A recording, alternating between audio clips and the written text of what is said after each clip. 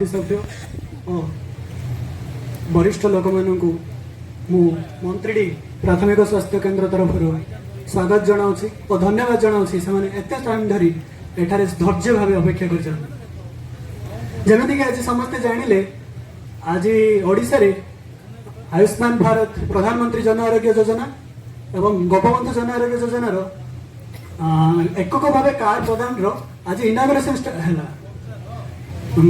या द्वारा आयुष्मान वयोबंधन योजना स्टार्ट होती जहाद्वारा 70 वर्ष ऊर्ध्व लोक मैंने देयमुक्त भाव ऑल इंडिया रे जो भी देयमुक्त भाव स्वास्थ्य सेवा पाइपर। ये जो आयुष्मान भारत प्रधानमंत्री जन आरोग्य योजना द्वारा जो मैंने गरीब असहाय लोक मैंने स्वास्थ्य सेवा वंचित होते माने उत्तम स्वास्थ्य सेवा वंचित होते से देशर जेकोसी स्थान में लगभग 10,000 उपरे मेडिकल रे से कार्ड द्वारा प्रत्येक परिवार 5 लाख टंकार देयमुक्त स्वास्थ्य सेवा पाइपर और महिला माने अतिरिक्त 5 लाख टंकार माने 10 लाख टंकार स्वास्थ्य सेवा पाइपर।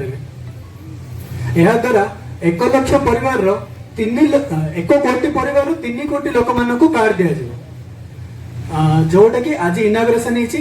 आज आम वीडियो सार तत्वावधान ये मंत्री मेडिकल रे ये प्रोग्राम रखा जाइए। द्वारा आज जो कार्डटा हम तार गोटे रेप्लिका दिया जोटा कि आमर मंत्री मेडिकल तरफ 25 जन को दिया।